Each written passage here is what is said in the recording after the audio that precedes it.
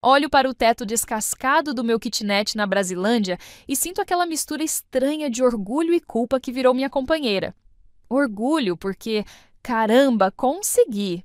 Tenho meu próprio cantinho depois de tudo. Culpa por quê? Bem, famílias complicadas são como aquelas músicas ruins que grudam na cabeça, sabe? Você não escolhe, mas elas ficam lá, tocando sem parar. E a minha família é daquelas que você não sabe se ama ou se foge correndo. Lembro como se fosse ontem. Eu, com 7 aninhos, morando naquele sobradinho apertado no Grajaú, achando que a vida era só brincar de pega-pega na rua e assistir TV Globinho. Eu era só uma criança normal, com aquela inocência gostosa de quem acha que o maior problema do mundo é decidir qual sabor de gelatina quer no lanche.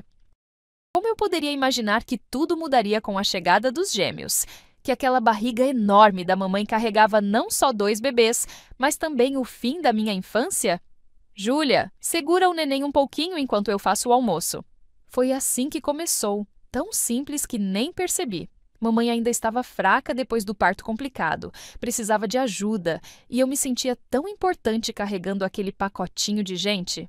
Mateus, com aqueles olhinhos curiosos, e Maria sempre chorona.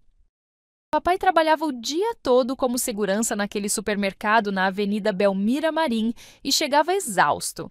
Você já notou como as maiores mudanças da sua vida começam com frases pequenas, quase despercebidas? No início, eu adorava ajudar. Nossa, que menina prestativa! As vizinhas falavam e meu peito inchava de orgulho. Mamãe me chamava de pequena adulta como se fosse elogio. Como eu ia saber que aquilo não era normal? Eu trocava fraldas antes de aprender equações. À noite, ouvia os gemidos de cansaço da mamãe e me sentia culpada por querer dormir. Foi assim que a culpa se instalou em mim, como uma inquilina que nunca mais despejei. Você teria percebido se fosse eu? Ou também teria confundido exploração com amor? Meu aniversário de 11 anos foi uma caixa de bis, um abraço rápido e... Júlia, não esquece de dar banho nos gêmeos antes de dormir. Nem bolo teve, só bolacha recheada com uma vela torta. O deles, 3 meses depois, teve festa dos Power Rangers, bolo confeitado da padaria do seu Mário e 15 crianças. Mamãe passou a semana planejando cada detalhe, desde os brigadeiros até as lembrancinhas. Foi a primeira vez que senti aquela pontada no peito, um misto de raiva e tristeza, ciúme, injustiça... Os dois, me tranquei no banheiro durante a festa, sentada no vaso com a tampa fechada, engolindo o choro. O espelho rachado mostrava uma menina com olheiras fundas demais. Era injusto, mas quem disse que a vida é justa? Fiquei lá até papai bater na porta. Júlia, deixa de frescura e vem ajudar. Os meninos vão cortar o bolo. Engoli o choro como remédio amargo e voltei, invisível, exceto quando precisavam de mim. Sorria quando alguém olhava. Mas por dentro algo começava a quebrar. Aos 13, já fazia tudo. Limpava, lavava roupa no tanque, cozinhava com as panelas pesadas que me davam cãibras. Tem que aprender, um dia você vai ter sua casa, dizia a mamãe, como se estivesse me fazendo favor, não roubando minha adolescência. Minhas colegas falavam de novelas e primeiro beijo enquanto eu calculava como esticar o frango para 5 pessoas. Tinha dias que chorava picando cebola. E nem era só por causa da cebola, mas ninguém percebia a diferença. Na escola, a professora perguntou o que queríamos ser quando crescêssemos. Maria Clara disse bailarina, Pedro falou jogador, Vinícius queria ser youtuber. Quando chegou minha vez, abri a boca e nada saiu. O que eu queria ser? Tinha esquecido de sonhar. Não sei ainda, murmurei. A verdade, eu já era. Cozinheira, faxineira, babá, adulta antes do tempo. Só não era eu mesma. Você já se sentiu vivendo a vida de outra pessoa? Como se seu verdadeiro eu estivesse trancado em algum lugar, batendo na porta, implorando para sair? Júlia, você já está grande, precisa ajudar nas contas também. Foi assim que, aos 16 anos, me vi atrás de um caixa do Mercado Baratão. Aquele do letreiro piscando, onde papai me encaixou. O uniforme verde-limão pinicava. Mas o que eu podia fazer? Estudava de manhã, trabalhava à tarde e à noite ainda ajudava em casa. Era como viver em 3 mundos diferentes, sem pertencer a nenhum deles. Minhas amigas postavam fotos em festinhas enquanto eu contabilizava meu primeiro salário. R$ 420. Entreguei quase tudo, ficando com R$ 50 escondidos numa caixinha de lenços. Me sentia egoísta e justificada ao mesmo tempo. É o mínimo depois de tudo que fazemos por você, mamãe disse ao pegar o dinheiro, como se pagar as contas da própria filha fosse heroísmo. À noite fiz contas. Economizando 50 por mês, em um ano teria 600. Suficiente para sair de casa? Não. Mas era um começo, uma pequena revolução silenciosa. E mesmo se fosse, como abandonaria os gêmeos? Eles eram pestinhas, mas não tinham culpa. Maria, com aqueles olhos grandes pedindo ajuda na lição. Mateus e seu jeito calado de me seguir pela casa. Uma parte de mim queria protegê-los, outra queria sacudi-los e gritar: "Vocês não percebem que eu também sou filha?" Mas eles eram só crianças. Crianças mimadas, é verdade. Mas ainda assim, crianças. O vilão da história não eram eles. Sabe aquela sensação de estar se afogando enquanto todo mundo em volta nada tranquilamente? Era assim que eu me sentia. Uma parte de mim dizia: "Eles são sua família, você deve ajudar." A outra sussurrava: "Mas e a sua vida? Quando é que ela começa?" As duas vozes brigavam na minha cabeça como gato e rato. Era mais fácil seguir a rotina, não pensar muito. Menos doloroso que enfrentar a possibilidade de que talvez, só talvez, minha família não me amasse como eu os amava. Naquela terça-feira, cheguei arrastando os pés, o corpo dolorido depois de 8 horas em pé no caixa. Só queria um banho e cama, talvez até um chocolate que havia comprado escondido com meu dinheirinho guardado. Abri a porta de casa e dei de cara com mamãe, braços cruzados, cara fechada. "Cadê o jantar, Júlia? Os meninos estão com fome." Olhei para o relógio. 19h30. Geralmente eu chegava às 18, mas o ônibus tinha quebrado no meio do caminho. Respirei fundo, contando até 10 mentalmente. Poxa, trabalhei o dia todo. Vocês não conseguem fazer um miojo? As palavras escaparam antes que eu pudesse pensar, e o tapa veio na mesma velocidade. Não foi forte, mas ardeu mais na alma que no rosto. Vi os gêmeos olhando da porta do quarto, Mateus com os olhos arregalados, Maria escondida atrás dele. "Enquanto morar debaixo do meu teto, respeite as regras." Papai falou da poltrona rasgada sem tirar os olhos da TV onde passava algum jogo de futebol. Fui mandada para o quarto sem jantar, como se eu fosse uma criança mal criada e não a pessoa que mais trabalhava naquela casa. Me encolhi no canto da cama, abraçando o travesseiro fino para abafar o som do meu estômago roncando. Pela fresta da porta, vi mamãe fazendo miojo para os gêmeos. Então ela sabia como fazer, só não queria. Esta revelação deveria ter me deixado com mais raiva, mas só senti um cansaço antigo, daqueles que parecem fazer parte dos seus ossos. Deitada na cama, olhando para as manchas de mofo no teto, pensei em fugir. Fazer uma mochila, pegar meus poucos pertences e sumir. Mas para onde? Com que dinheiro? E quem cuidaria dos gêmeos? Porque por mais raiva que eu sentisse, ainda amava aqueles pestinhas. Acabei dormindo com lágrimas secas no rosto. Naquela noite, sonhei que estava num lago congelado, tentando salvar todo mundo enquanto o gelo rachava sob meus pés. Era assim que eu me sentia, salvando todos, menos a mim mesma. Você já sentiu isso? No dia da minha formatura do ensino médio, trabalhei turno duplo no mercado. O gerente, Marcão, um cara de barba ruiva e sorriso torto, foi quem me deu parabéns. Da minha família, nem uma mensagem.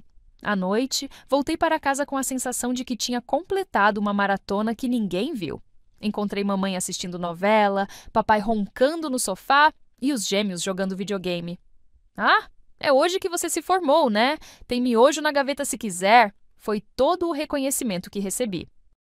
"Júlia, você tem potencial para mais que isso." Marcão me disse dias depois, segurando uma caneca de café barato na sala dos funcionários. "Tenho um amigo com restaurante, sabor mineiro, precisa de ajudante, paga melhor." Olhei para ele como se estivesse falando grego. Melhor trabalho? Para mim, era tão estranho alguém ver algo em mim além da utilidade imediata que quase desconfiei. Será que merecia mesmo algo melhor? A dúvida dizia muito sobre o quanto eu já tinha internalizado que não valia nada. Contei em casa sobre a oferta como quem anuncia que ganhou na loteria. Restaurante. Mas e os horários? Quem vai buscar os gêmeos na escola? Foi a resposta da mamãe, mastigando o frango que eu tinha feito. Ganha mais quanto? Papai perguntou. E quando falei o valor, vi aquele brilho nos olhos que eu conhecia bem. Tá, pode ir, mas vai ter que dar mais em casa também. As coisas estão caras. Nenhuma palavra de parabéns, nenhum estamos orgulhosos. Aceitei o trabalho mesmo assim. No sabor mineiro, com suas toalhas quadriculadas e cheiro de alho frito, descobri que gostava de cozinhar.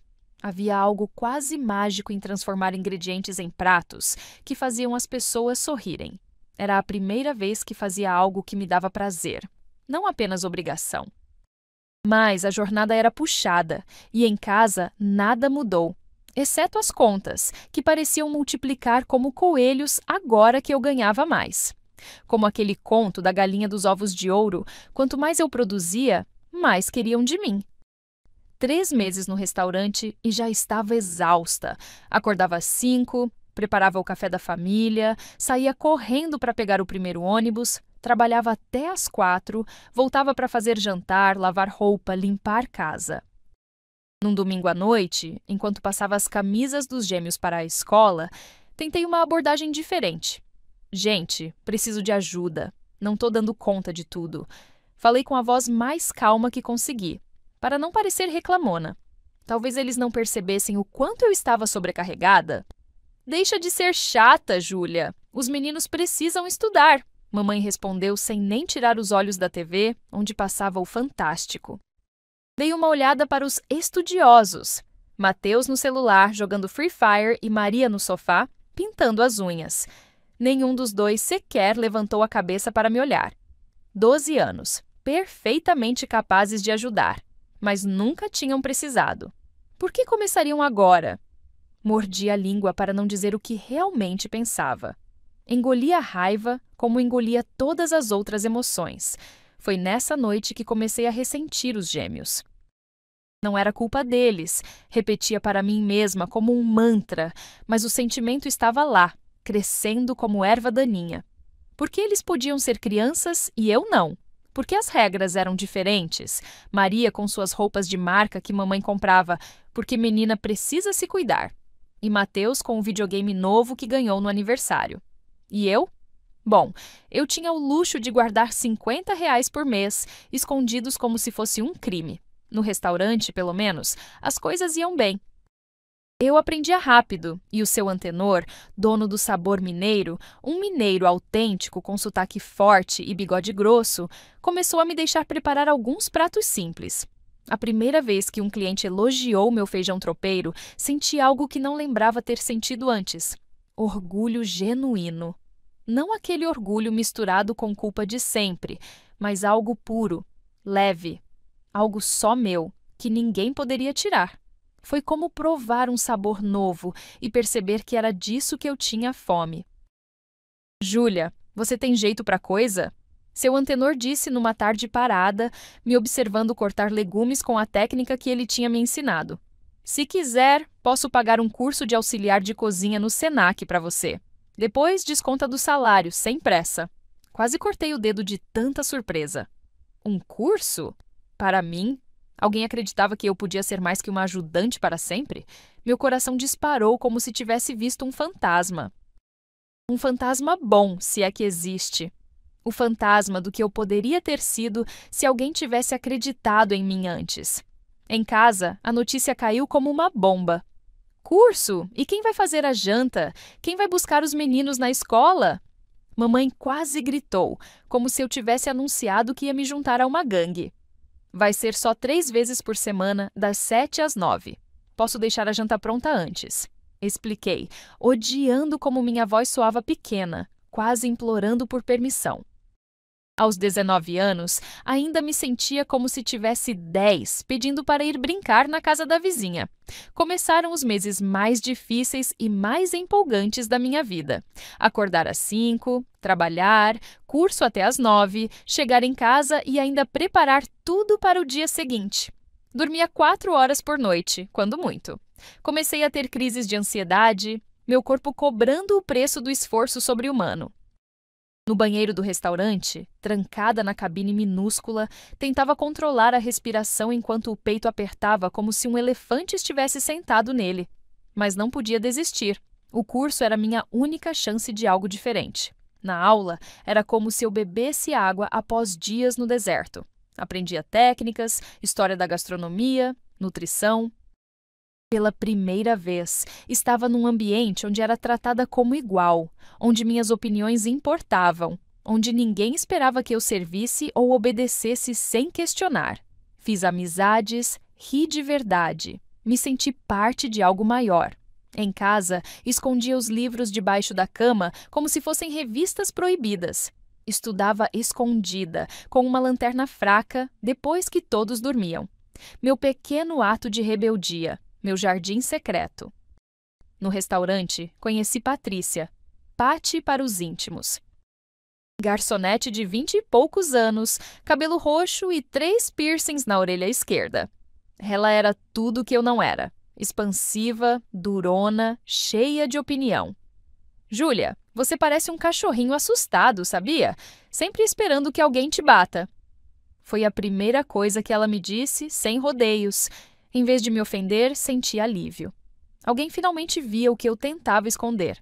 Começamos a almoçar juntas nos intervalos, dividindo marmitas no fundão do restaurante. Um dia desabafei sobre a situação em casa. Contei tudo: a infância roubada, os gêmeos mimados, o dinheiro que entregava, as noites sem dormir. Pati ouviu tudo sem interromper, só franzindo mais a testa a cada história. Quando terminei, me senti nua e envergonhada. Por que estava expondo minha família assim? Amiga, isso não é normal não. Você está sendo explorada. Pati disse com tanta convicção que quase acreditei. Quase. Você não entende. Eles precisam de mim, respondi, repetindo o mantra que me mantinha presa por todos esses anos. Pati balançou a cabeça, seus brincos tilintando como sinos de aviso. Precisam do seu dinheiro, isso sim. Sabe por que não te deixam crescer? Porque no dia que você abrir os olhos, eles perdem a empregada de graça. Passei semanas pensando naquela conversa. Observava minha casa com outros olhos agora, como alguém que desperta de um longo sono e vê o quarto sob nova luz. Notava coisas que antes aceitava sem questionar. Como o papai nunca levantava para pegar nem um copo d'água, como mamãe tratava os gêmeos como bebês mesmo aos 12 anos, como eu era a única que nunca recebia um obrigado ou por favor.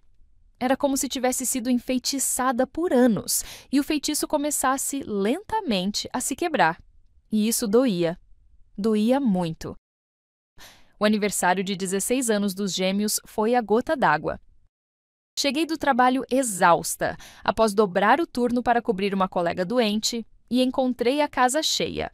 Balões, doces, refrigerante, música alta. Surpresa! Gritou mamãe quando me viu na porta. Mas a surpresa não era para mim. Era o início da festa dos gêmeos. No sofá, 2 pacotes enormes. O novo PlayStation 5 para Mateus e um iPhone último modelo para Maria. Engoli seco, lembrando do meu próprio telefone quebrado que economizava para trocar há meses. Passei a noite servindo refrigerante, fazendo lanches, recolhendo copos sujos. Ninguém me via, exceto quando precisavam de algo. Às 11, quando o último amigo foi embora, desabei no sofá, faminta. Não tinha comido nada além de um pedaço de pão na correria. Vou fazer um miojo, anunciei, levantando com esforço. Agora não, Júlia. Preciso que você limpe essa bagunça primeiro. Estou morta, respondeu mamãe, sem perceber a ironia da frase. Olhei para os gêmeos, entretidos com os presentes novos, e para papai, já roncando na poltrona. Algo quebrou dentro de mim. Não foi dramático como nos filmes. Foi silencioso, como uma corda esticada demais que finalmente cede. Eu também estou cansada, disse, com uma voz que não parecia a minha. E estou com fome. Vou comer primeiro, depois limpo. A reação foi imediata. Mamãe se levantou, vermelha de raiva. Enquanto viver nessa casa, vai respeitar as regras. O que deu em você, menina ingrata? Depois de tudo que fazemos? A frase batida, usada 1000 vezes para me controlar, dessa vez não funcionou. E o que vocês fazem exatamente? Além de usar meu salário, meu tempo, minha vida... As palavras escaparam antes que pudesse contê-las. O tapa veio em seguida, ardido, mas o que doeu mais foi ouvir mamãe dizer: é claro que os gêmeos merecem coisas boas, eles têm futuro. Você acha que vai ser o quê? Cozinheira de boteco? Subindo as escadas, me tranquei no banheiro e chorei como não fazia anos. Não pelas palavras cruéis, mas pela verdade que finalmente encarava. Para eles, eu nunca seria mais que uma serviçal. Nunca seria filha de verdade. Foi um acidente. Enquanto procurava band-aids no quarto dos meus pais, tinha cortado o dedo na limpeza pós-festa, abri a gaveta errada e encontrei uma caderneta bancária. Normalmente não bisbilhotaria, mas um nome saltou aos olhos. Maria e Matheus Souza, Poupança Educacional. Folheei rápido, o coração acelerado como se estivesse roubando. Quase 6.000 reais poupados para a faculdade dos gêmeos. 6.000! Enquanto eu implorava por migalhas para um curso técnico. Naquela noite, deitada na cama enquanto os gêmeos roncavam serenamente nas suas, tomei uma decisão. Não podia mais continuar ali. Não era apenas sobre o dinheiro. Era sobre tudo. Sobre ser invisível exceto quando útil. Sobre ter meus sonhos tratados como caprichos enquanto os deles eram prioridade. Sobre dar e dar e dar, sem nunca receber nada em troca além de críticas. Pela primeira vez em anos, permiti-me sentir raiva sem culpa. Uma raiva justa, limpa, necessária. Mas sair como? Com que dinheiro? Para onde? Meu salário mal dava para ajudar em casa e guardar os 50 reais mensais, que somavam pouco mais de 600 reais após um ano de economia. Insuficiente para qualquer coisa. Pensei em Pati, em como ela vivia sozinha num pequeno apartamento perto do terminal Grajaú. Divide comigo até se estabelecer. Ela tinha oferecido certa vez, mas recusei, certa de que minha família precisava de mim. Agora, a oferta parecia uma tábua de salvação no meio do oceano. O medo era paralisante. Não apenas medo financeiro, mas algo mais profundo, enraizado nos anos de manipulação. E se eu não conseguisse sobreviver sozinha? E se eles sofressem sem mim? E se fosse ingratidão mesmo, como sempre me acusavam? Dormindo entre pesadelos e planos confusos, uma frase de Pati ecoava na minha mente. Você merece uma vida sua, Júlia. Todo mundo merece. Será mesmo? Ou algumas pessoas, como eu, nasceram apenas para servir às necessidades dos outros? A dúvida era o último grilhão a ser quebrado. Pati ficou radiante quando aceitei sua oferta. Finalmente criou coragem. Pode vir quando quiser. O sofá é seu. A gentileza gratuita ainda me surpreendia, como água no deserto. Na semana seguinte, enquanto todos estavam fora, fiz minha mala. Era triste como 19 anos de vida cabiam numa única mochila velha. Algumas roupas, documentos, meus livros de receitas do curso, a caixinha com economias. No fundo da mala, a foto antiga dos gêmeos bebês comigo segurando-os. Apesar de tudo, eles eram parte de mim. A carta que deixei foi mais difícil. Como resumir uma vida de mágoas em palavras? Como explicar que não era abandono, mas sobrevivência? Escrevi, rasguei, reescrevi. No final, foi simples. Preciso descobrir quem sou além de filha e irmã. Não me procurem. Estarei bem. Deixei quase todo o dinheiro que tinha guardado para emergências. E era verdade. Dos 600 reais, deixei 500 no envelope. Não conseguia ir embora sem me certificar que teriam algo caso precisassem. Patético, não é? Mesmo fugindo, ainda me sentia responsável. Saí de casa numa terça-feira nublada, coração batendo tão forte que temia desmaiar antes de chegar ao ponto de ônibus. A mochila pesava nas costas, mas não tanto quanto a culpa. Estava fazendo a coisa certa? Ou era egoísmo puro? As pernas tremiam, ameaçando me derrubar a cada passo. Na esquina, parei e olhei para trás. A casa simples onde cresci, com as paredes descascadas e a janela quebrada coberta com papelão.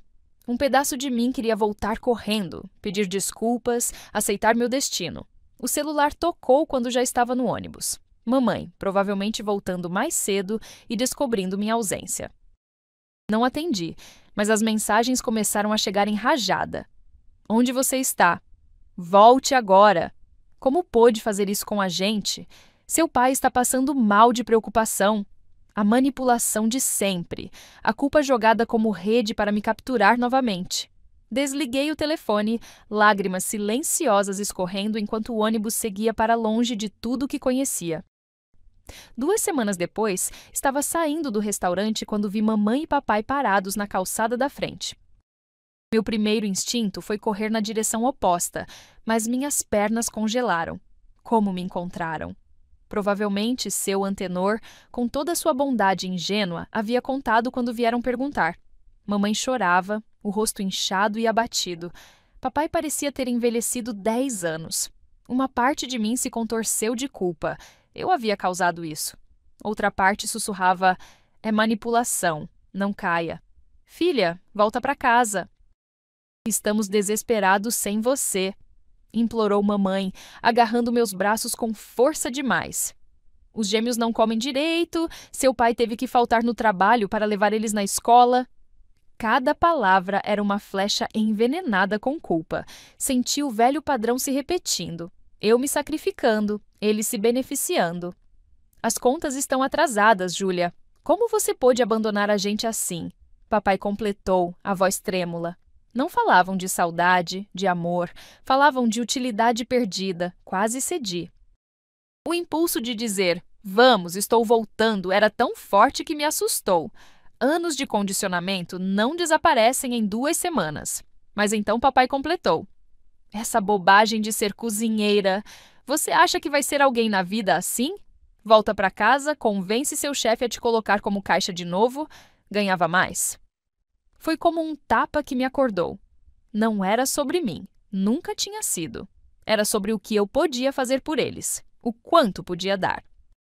Não vou voltar, disse, surpresa com a firmeza na minha própria voz. Estou construindo minha vida agora. A reação foi imediata. Mamãe passou do choro manipulativo à raiva em segundos. Depois de tudo que fizemos, sacrificamos tudo por você, ingrata. Acha que esse emprego de merda vai te levar a algum lugar? As palavras eram facas, mas dessa vez não penetravam tão fundo. Era como se tivesse desenvolvido uma armadura fina, mas eficaz. Virei as costas e caminhei para o ponto de ônibus, ignorando os gritos que me seguiam. 6 meses se passaram. Meu sofá na casa de Patty virou um colchão no chão de um quartinho que alugamos juntas num sobrado velho em Santana. Não era grande coisa. Paredes finas, vizinhos barulhentos, chuveiro que alternava entre gelo e fogo sem aviso. Mas era nosso. Era meu.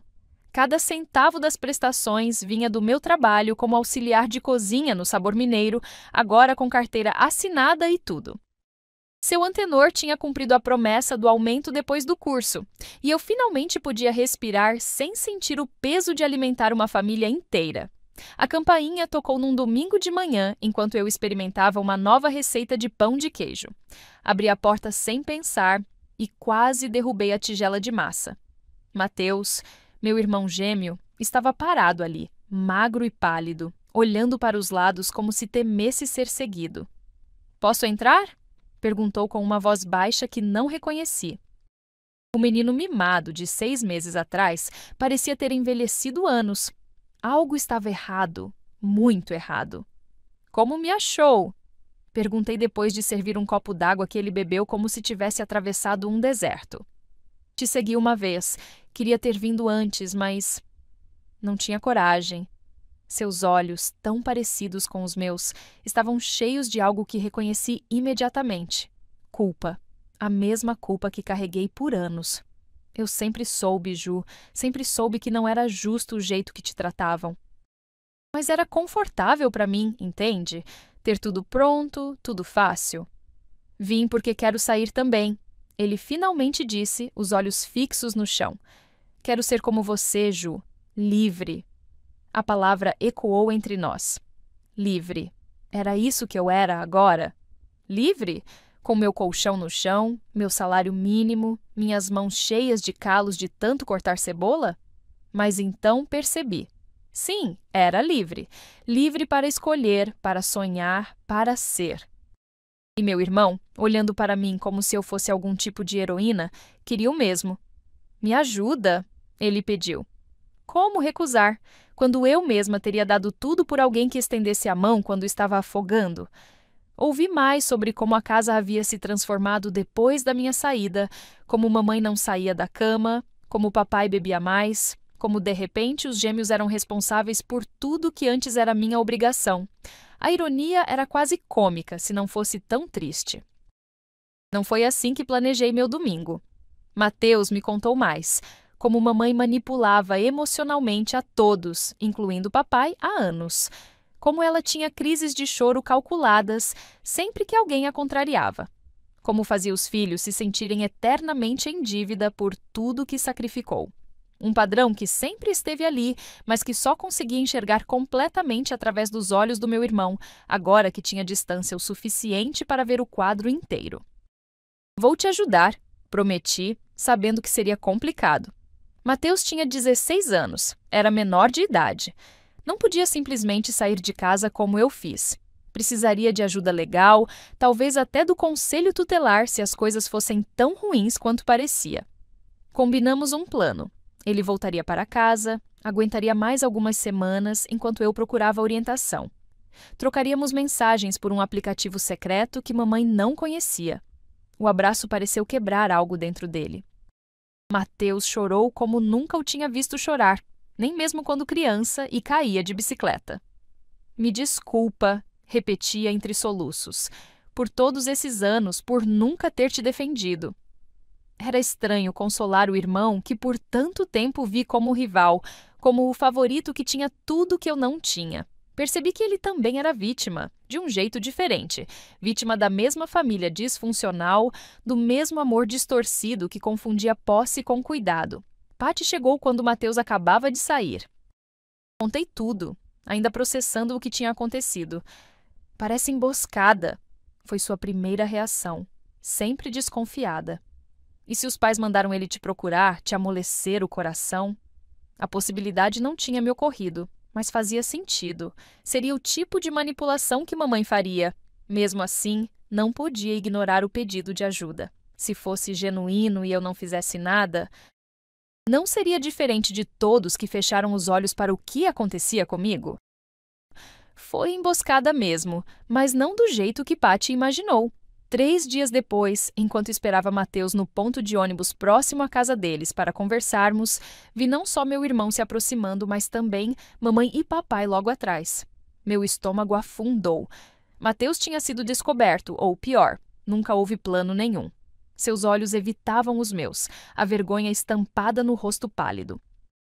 Ele tinha sido usado como isca, e eu, boba, caí direitinho. Você não tem vergonha? Não bastou abandonar a família, agora quer levar seu irmão também? A voz de mamãe cortava o ar como navalha, alta o suficiente para que todos na rua ouvissem. Pessoas paravam para assistir o espetáculo, algumas disfarçando o interesse, outras nem se dando ao trabalho. Senti o rosto queimar de vergonha. Não estou levando ninguém. Ele veio até mim pedindo ajuda, respondi, tentando manter a voz firme apesar do nó na garganta. Mentirosa! Ele é só um menino, você está enchendo a cabeça dele com bobagens. Mamãe se aproximou, o dedo em riste apontado para meu rosto como uma arma. Primeiro destrói nossa família, agora quer roubar meu filho. A cena era surreal.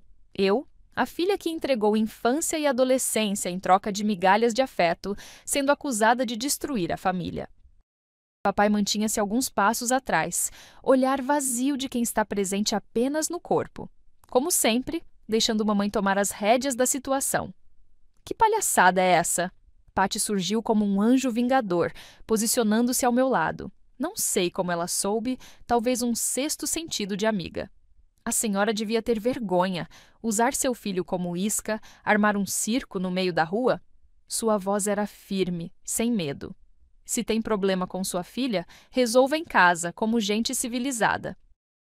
Ou melhor, num consultório de terapia familiar, que é o que vocês todos precisam. A multidão murmurou, surpresa com a reviravolta. Mamãe ficou sem palavras pela primeira vez na vida. 1 ano se passou. Minha vida se transformou tão completamente que às vezes não reconhecia a garota que fui. O colchão no chão virou uma cama de verdade. O quartinho dividido virou um kitnet só meu na Brasilândia, pequeno, mas arrumado com esmero. Cada móvel comprado com suor tinha um significado especial. A mesa onde podia comer quando quisesse, sem pedir permissão. O espelho que refletia uma mulher, não mais uma sombra. A estante com livros de receitas que ninguém ridicularizava. No restaurante, fui promovida a subchefe. "Você tem mão boa, menina", dizia seu antenor com aquele sotaque mineiro arrastado. Tempero não se aprende, se nasce com ele. O salário melhorou, as condições também. Pela primeira vez pude escolher coisas simples, que roupa comprar, que filme assistir, a que horas dormir. Liberdades pequenas que para outros seriam banais, mas para mim eram luxos inéditos depois de uma vida inteira obedecendo ordens. O telefone quase nunca tocava, exceto por Patty e alguns amigos do trabalho. A família, se é que podia chamar assim o que tivemos, mantinha distância após o fiasco da emboscada. Às vezes isso doía, um vazio que nada parecia preencher completamente. Outras vezes era alívio puro, como tirar um sapato apertado depois de um dia inteiro em pé. Estava aprendendo que sentimentos contraditórios podiam coexistir. Uma mensagem inesperada chegou numa tarde de domingo. "Oi, Ju, sou eu, Maria, podemos conversar?" Minha irmã, que não tinha dado sinal de vida desde minha saída, agora queria contato. Hesitei, o dedo pairando sobre a tela do celular. A última vez que confiei num pedido familiar, acabei humilhada na rua. Seria outra armadilha? Ou talvez, apenas talvez, Maria estivesse passando pelo mesmo despertar que Mateus tentou ter. A curiosidade venceu o medo. O encontro com Maria aconteceu numa padaria no centro, território neutro onde nenhuma de nós teria vantagem. Cheguei cedo, o coração acelerado como se fosse uma entrevista de emprego. Minha irmã apareceu pontualmente, mais magra do que lembrava. O cabelo preso num rabo de cavalo simples, nada das roupas de marca ou do visual produzido que mamãe tanto incentivava. Nos encaramos por um momento, duas estranhas com o mesmo sangue. "Obrigada por vir", ela disse finalmente, mexendo nervosamente no guardanapo de papel. "Sei que não tenho direito de pedir nada depois de tudo." Era estranho vê-la assim, sem a arrogância habitual. "Como está Mateus?" perguntei, ainda preocupada com meu irmão depois da emboscada. Maria suspirou. "Foi morar com a tia Zilda depois daquele dia. Mamãe não perdoou ele ter te procurado. Fazia a vida dele um inferno." Um nó se formou na minha garganta. Mais uma vítima da manipulação familiar. "E você?" perguntei cautelosa, esperando qualquer sinal de que aquilo era outra armadilha. Maria me olhou nos olhos pela primeira vez. "Estou questionando muita coisa, Ju. Desde que você saiu, desde que Mateus foi embora, comecei a perceber padrões." Sua voz falhou. "Mamãe está me tratando como tratava você. Nada que faço é bom o suficiente. E papai... Bem, ele apenas existe, como sempre." A história se repetindo, como uma maldição familiar. Conversamos por horas, o café esfriando esquecido na mesa. Maria me contou como a casa havia se transformado num campo minado emocional. Como mamãe usava a culpa como arma, fazendo-a sentir-se responsável pela família desmoronando. Como tinha começado a perceber que não era normal um pai nunca levantar do sofá nem para buscar um copo d'água. "Eles não vão mudar, vão?" ela perguntou, os olhos brilhando de lágrimas contidas. O telefone tocou às 2 da manhã, me arrancando de um sono profundo. Era mamãe, voz embargada e exigente como sempre. "Precisamos de dinheiro. É para o cursinho dos gêmeos." Esfreguei os olhos, tentando acordar completamente. Cursinho? Maria nunca mencionou cursinho em nossos encontros secretos das últimas semanas. Mateus quer medicina e Maria direito. Você sabe como é caro e, como filha mais velha, tem obrigação de ajudar. A velha culpa tentou se infiltrar, como água encontrando rachaduras num muro. Por um momento, quase cedi. O condicionamento de anos não desaparece da noite para o dia. Mas algo não batia.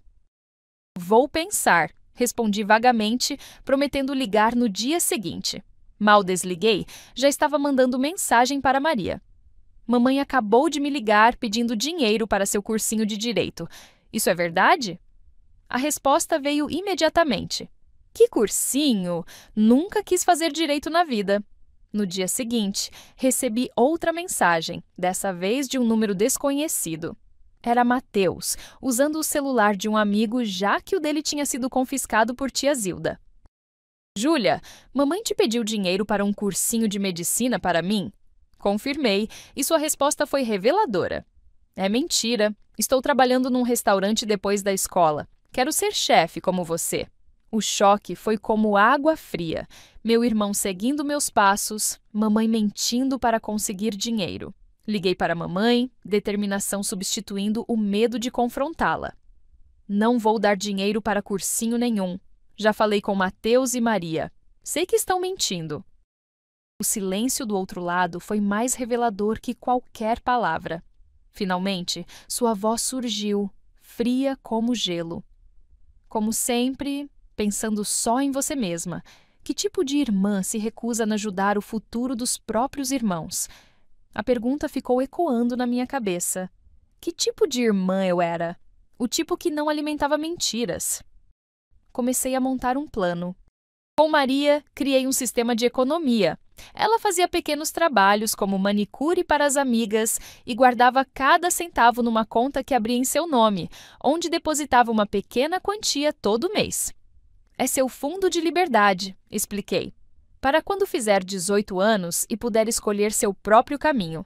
Com Mateus foi diferente. Convidei-o para vir ao restaurante nos fins de semana para aprender os fundamentos da cozinha profissional que tanto o fascinava.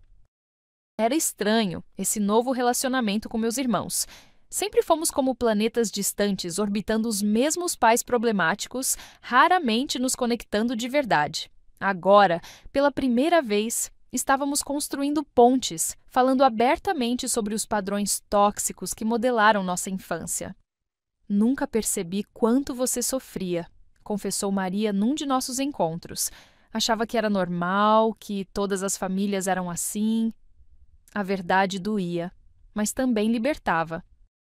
Mateus florescia na cozinha, suas mãos desajeitadas gradualmente aprendendo a firmeza necessária para cortar legumes, temperar carnes, preparar molhos. Você tem talento, moleque! Dizia seu antenor, o mesmo elogio que um dia fez a mim. Era como se estivesse passando adiante uma tocha, iluminando um caminho que meu irmão poderia seguir se quisesse. Um caminho que ninguém tinha iluminado para mim, que tive que descobrir sozinha, tateando no escuro. Claro que mamãe não ficou feliz quando descobriu. Uma tarde chegou ao restaurante, teatro de lágrimas, pronto para ser apresentado aos clientes. Então é assim que você me paga? Roubando meus filhos? As mesmas acusações de sempre, o mesmo drama público. Mas dessa vez não me encolhi. Não estou roubando ninguém. Estou dando a eles escolhas que nunca tive, a chance de descobrir quem são, o que querem, sem serem sufocados por expectativas impossíveis. Minha voz era calma, mas firme. Uma noite, sentada na minha pequena varanda, observando o mar de luzes da cidade, recebi uma mensagem de Maria. Fiz vestibular para nutrição. Não contei para ninguém ainda, só para você. Sorri para o celular, orgulhosa da sua coragem. Ela tinha escolhido seu próprio caminho, não o que mamãe queria. Era um pequeno ato de rebeldia que, para nossa família, representava uma revolução completa. Vou torcer com todas as forças, e quando passar, vamos comemorar. Pati apareceu com uma garrafa de vinho barato e 2 taças de vidro que não combinavam entre si. Para celebrar seu aniversário de renascimento, anunciou, empurrando a porta entreaberta. Fazia exatamente 2 anos que eu havia saído de casa. 2 anos de descobertas, lutas, pequenas vitórias. Às vezes ainda não acredito que consegui, confessei enquanto brindávamos sob as estrelas. Ainda acordo assustada, achando que tenho que fazer café para todo mundo antes de ir trabalhar. Traumas não somem da noite para o dia, Patty respondeu, sempre direta. Mas olha quanto você já cresceu. Apartamento próprio, promoção no trabalho, até está ajudando seus irmãos a se libertarem também. Isso é muito mais do que a maioria das pessoas conquista em 10 anos. Suas palavras aqueceram algo dentro de mim, um reconhecimento que nunca tive. Mamãe jamais teria visto valor nas minhas conquistas. Sempre esperaria mais, exigiria mais. Naquela noite, deitada na minha cama, não mais um colchão no chão, mas uma cama de verdade, comprada com meu próprio dinheiro, refleti sobre a jornada. Não tinha sido fácil. Houve noites de choro, momentos de dúvida, dias em que a culpa parecia me sufocar. Houve também alegrias simples. O primeiro salário inteiramente meu, a primeira noite sem pesadelos, a primeira vez que disse não, sem sentir pânico. Pequenas vitórias que, somadas, construíram uma nova vida, uma nova Júlia. A cicatriz emocional ainda estava lá, provavelmente sempre estaria. Não se apaga 2 décadas de manipulação sem marcas, mas cicatrizes também são sinais de cura, de batalhas vencidas. Olhando para o teto do meu pequeno apartamento na Brasilândia, com suas manchas de infiltração que eu cobri com adesivos coloridos, senti algo que por muito tempo achei impossível. Paz. Não aquela paz perfeita dos filmes, mas uma paz imperfeita, humana, construída dia após dia, escolha após escolha.